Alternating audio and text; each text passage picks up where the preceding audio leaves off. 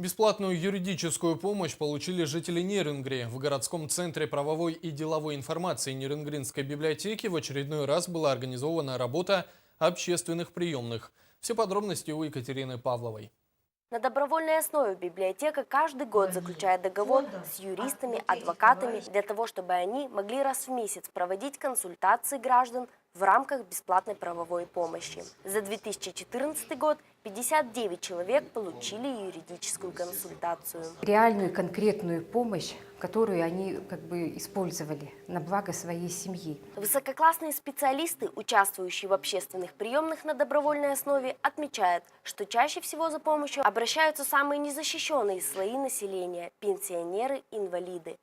Основные, конечно, вопросы – это оформление пенсий, оформление инвалидности. Но бывают какие-то казусные вопросы, такие как, например, как кредитные договора, которые оформляют пенсионеры, не понимая всей тонкости банковской структуры, и потом им предъявляются претензии о выплате каких-то льгот, процентов. Большинство граждан, получив консультации, приходят неоднократно, обращаются несколько раз и всегда благодарны за оказанную юридическую помощь. Наш городской центр правовой и деловой информации обращает не первый раз, а уже не то третий, не то четвертый раз. И всегда